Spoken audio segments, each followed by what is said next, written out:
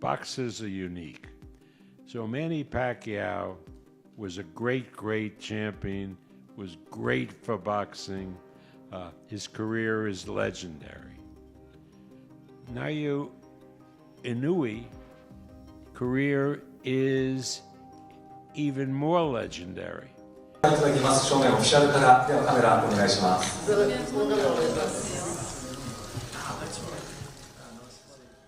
In a recent press conference, Naoya Inoue issued a stern warning to his upcoming opponent, Kim Joon, ahead of their highly anticipated bout in Tokyo. The Japanese boxing sensation, known for his devastating knockout power, made it clear that he is fully prepared to defend his titles and is not taking Kim lightly. Inoue emphasized that while he respects his challenger, he is determined to prove once again why he is considered one of the best pound-for-pound fighters in the world. With a reputation for ruthless efficiency in the ring, Inoue's message was a clear signal that he is ready to deliver a performance that will leave no doubt about his dominance. はい、ありがとうございました。井上尚弥選手、そしてキム・イェジェン選手、お二方ありがとうございました。The fight between Naoya Inoue and Joon Kim is generating a lot of buzz in the boxing community. Inoue, known for his relentless pressure and knockout power, is aiming to extend his impressive record and solidify his status as one of the best pound-for-pound fighters in the world. Kim, on the other hand, is determined to prove that he can overcome the odds and cause an upset. Inoue's keys to victory include applying early pressure, piecing together combinations, and exploiting any openings to secure another knockout. Kim will need to stand his ground, use his heavy-handed power jab, and avoid getting intimidated by the bright lights of the Ariake Arena. Hi there, welcome to Boxing Media Hub. So the replacement for Sam Goodman to face Naoya Inoue has been named as Joon Kim. Don't know much about the fella, but he replaces Goodman on the 24th of January from the Ariake in Tokyo, Japan. Who wins and how? The fight is set to take place on January 24th, 2025, at the Ariake Arena in Tokyo, Japan. Inoue, known as the Monster, will be defending his undisputed super bantamweight titles, including the IBF, WBA, WBC, and WBO belts. He boasts an impressive record of 28 wins, 25 of which have come by knockout. Kim, on the other hand, is a late replacement for Sam Goodman and brings a record of 21-2-2 with 13 knockouts. Inoue is a heavy favorite to retain his titles, but Kim, nicknamed the Troublemaker, is determined to cause an upset. Kim has a puncher's chance and believes his diverse skills and international experience will give him an edge. The fight is expected to be a thrilling encounter, with Inoue looking to add another knockout to his highlight reel, and Kim aiming to shock the world with an upset victory. Naoya Inoue is taking on Joon Kim, and Inoue is a sizable favorite. Kim is taking this fight on 8 or 9, maybe 10 days notice, very short notice. He's won 2 straight. He lost a fight prior in his U.S. debut. On paper, this stylistically looks like just a squash match for Inoue, but the cynic in me says these are the fights you got to be careful about, because when you start looking ahead in boxing, weird things can happen.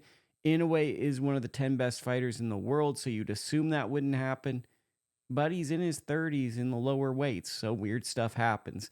Still, that being said, I'd be very surprised if he lost this fight. Boxing enthusiasts around the globe are eagerly awaiting what promises to be an electrifying showdown. Inoue has established himself as a force to be reckoned with in the super bantamweight division. His devastating knockout power, combined with his exceptional ring IQ and technique, has left a trail of vanquished opponents in his wake. Joon Kim, meanwhile, is stepping into the ring as a formidable challenger. Kim possesses a unique blend of speed, agility, and punching power that has earned him respect in the boxing community. Despite being a late replacement for the injured Sam Goodman, Kim is not to be underestimated. He brings a record that no one can break, and his determination to make a statement on the big stage is palpable. Sam Goodman was injured with the left eye, and I think there was an occurrence of that injury, and that's why the fight is not happening. Now, this poster has become this poster. Initially, I thought it will be hard for Inoue's camp to actually pursue the fight, because the announcement of the postponement or the cancellation of the fight came, I think, within the month of the fight. The fight is due to happen January 24, and Kim was just identified, I think, less than a month. So it was really very brave of Kim to accept this fight. But at the same time, I understand this is a big opportunity that a lot of boxers wanted.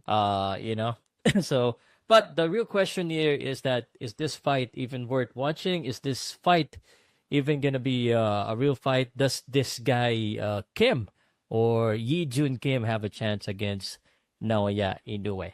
Now, let me give you a perspective first before we go on to details on what I think Kim should do and what is the chance, and of course, my personal opinion about this one. The fight is set to take place at the Ariake Arena in Tokyo, Japan, a venue that has hosted numerous high-profile events. The atmosphere is expected to be electric, with fans from all over the world tuning in to witness the clash of these two warriors. Inoue, fighting on home turf, will have the advantage of a supportive crowd, while Kim will be looking to silence the doubters and make his mark on boxing history. Inoue's journey to the top of the boxing world has been nothing short of spectacular. Born in Zama, Kanagawa, Japan, he began boxing at a young age, guided by his father and trainer, Shingo Inoue. His amateur career was impressive, and he quickly transitioned to the professional ranks, capturing his first world title in just his 6th professional fight. Since then, Inoue has continued to dominate, unifying titles and moving up weight classes with ease. He's a great finisher. I think he's the best finisher in boxing. He's Joe Louis,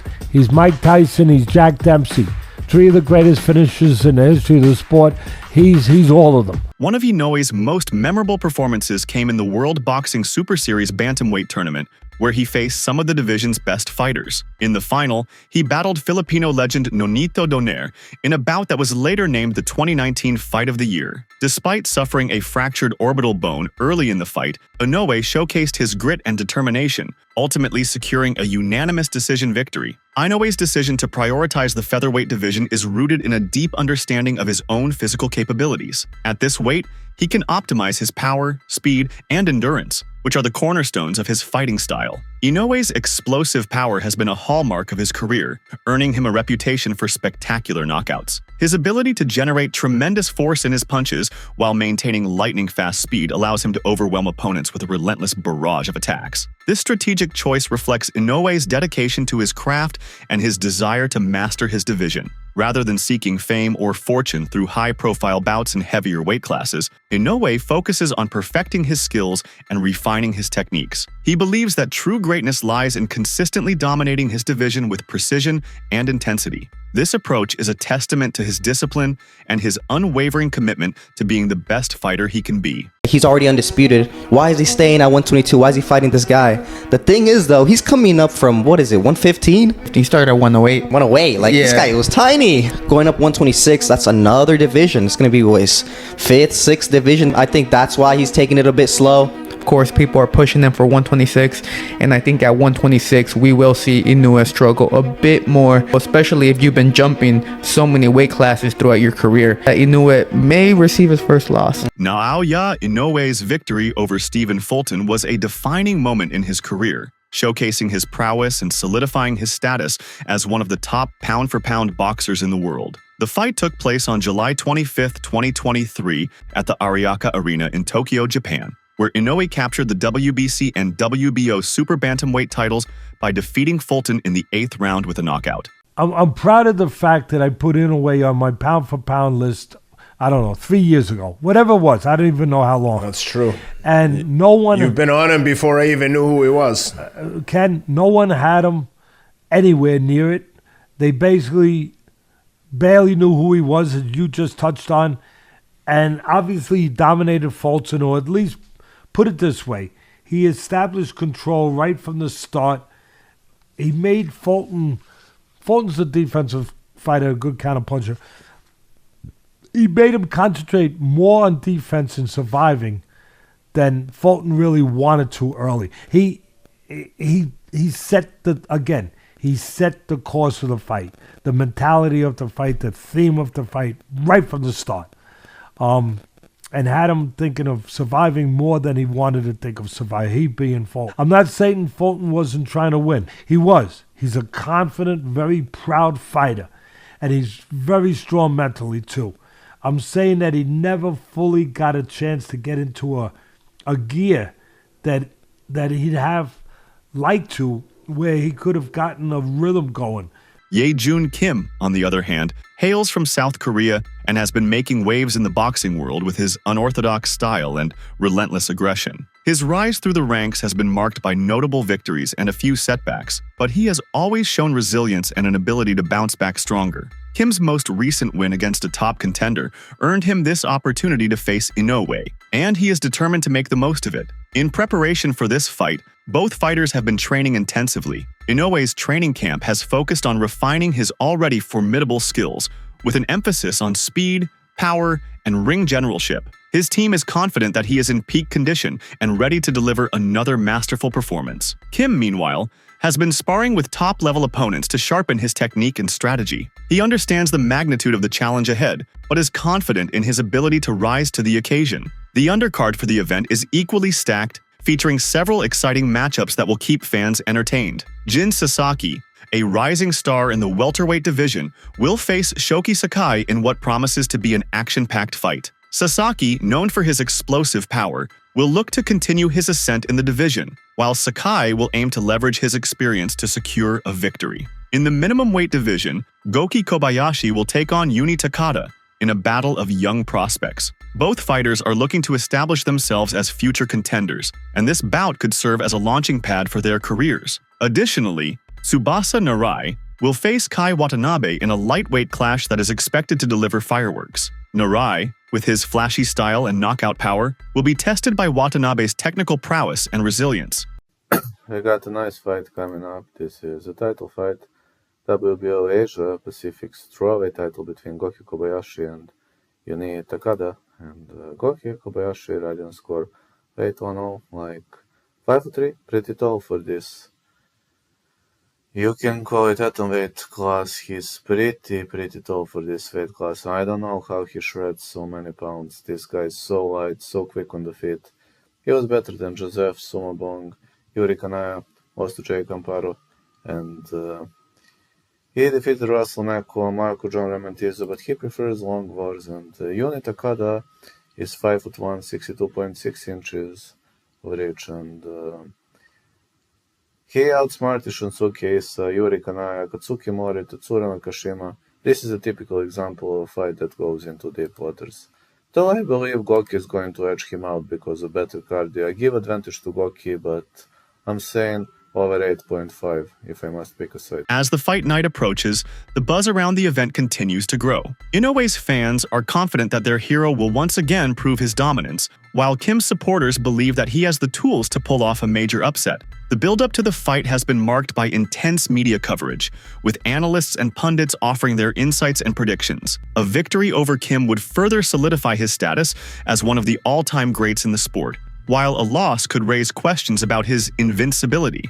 Inoue has repeatedly stated that he is not focused on his legacy at this point, but rather on taking each fight as it comes. However, there is no denying that this bout carries significant implications for his career. For Kim, this fight represents the opportunity of a lifetime. A win over Inoue would catapult him into the upper echelons of the sport and open the door to even bigger fights in the future. Kim has expressed his gratitude for the chance to face such a high-caliber opponent and has vowed to give it his all in the ring. He knows that he will need to be at his very best to stand a chance against Inoue, but he is relishing the challenge. Naoya Inoue, the reigning undisputed super bantamweight champion, is widely considered the favorite due to his impeccable record and exceptional form. Known for his devastating power and surgical precision, Inoue has dominated top-tier opponents, such as Stephen Fulton and Nonito Donaire, showcasing his adaptability and resilience. Experts point to Inoue's consistent activity, 4 fights in the past year, and superior conditioning as factors that set him apart. As I said, I picked Inoue to win, but I thought it would be a much more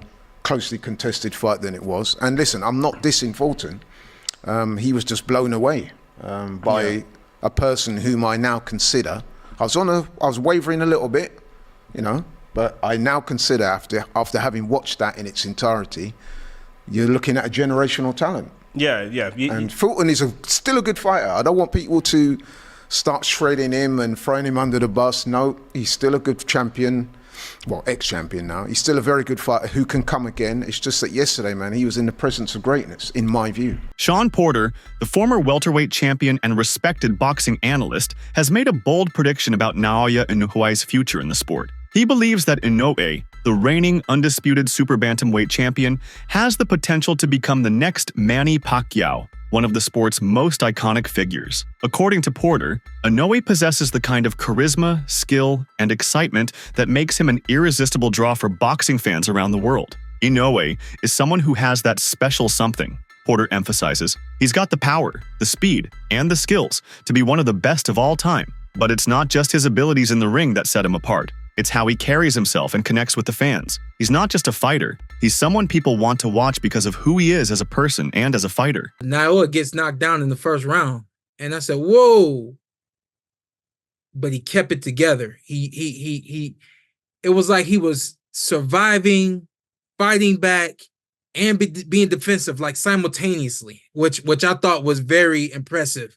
You get a mixture of, it's usually like one of the three. You got somebody who's trying to hold on and hang on and move, or you get somebody who don't know better and just trying to fight back, you know what I mean? Or, you get the guy who's just straight defense and, let me get through this round. He seemed to do a little bit of all three, which I thought was very impressive. And understanding Neri to have he came into the game in the US when he debuted out here. He came in out here having known to have some crazy power, so when that first punch lands, I'm like, this might be something.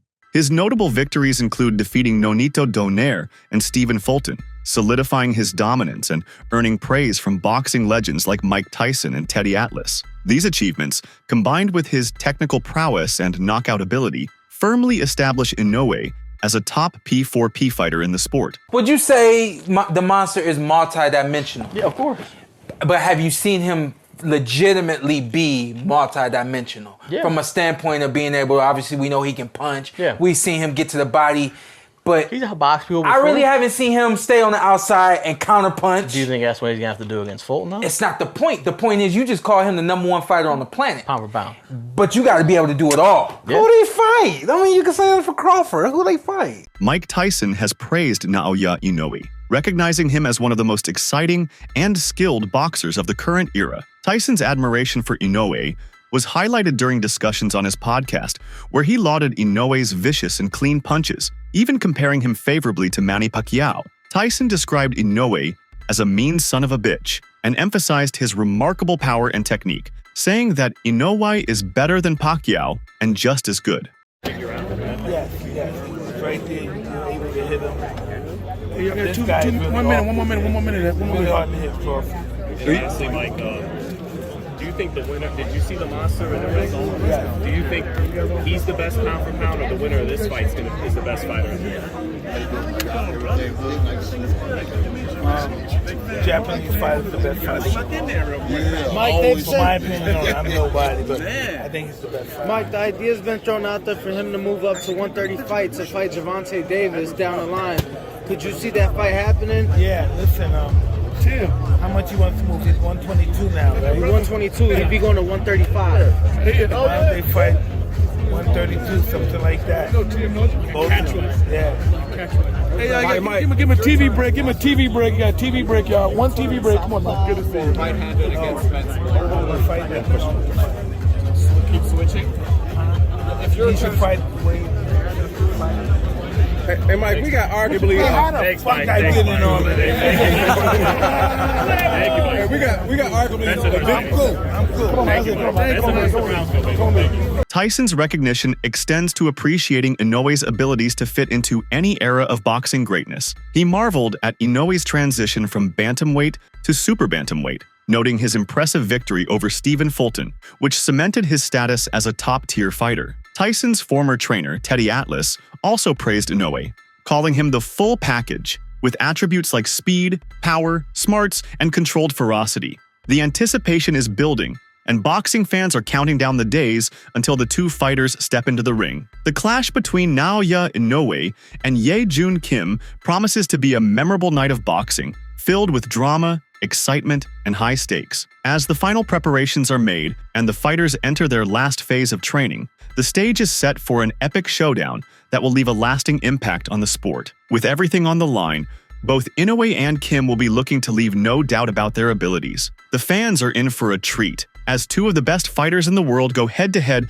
in a battle for supremacy. It's a night that could potentially reshape the landscape of the super bantamweight division and provide a fitting stage for these two warriors to showcase their skills and heart. All eyes will be on the Ariake Arena as the boxing world prepares for a night of unforgettable action. Right? He's nothing to lose. He's not an undefeated fighter. There's no other time for Kim that he's going to be able to fight for all 4 belts all in one night. This is his shot, or it's now or never for him, right? So when we go to the tape and we look at Kim, man, it looks like he can punch a little bit. Those 13 knockouts, you know, they have seemed to be knockouts that you can trust a little bit. Like, the man can punch. He puts together very good combinations, and he's a very good body puncher. He stopped a lot of his opponents by going directly to the body. So he knows how to place his punches with efficiency, but most importantly, accuracy. He can apply good pressure. He's a good counter puncher.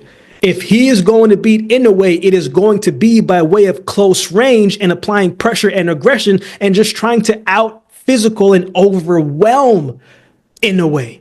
It's not going to be easy by no means, but if you try to outbox or try to be, you know, that mid-distance range against Inoue, he's going to pick you apart. So I think Kim's best bet is to try to overwhelm him and be physical and attack the body from in close range and try to smother some of the work that Inoue is going to do. Are you ready for an unforgettable night of boxing action? Who do you think will come out on top? Will Inoue continue his reign of dominance, or will Kim pull off a stunning upset? Share your predictions in the comments below.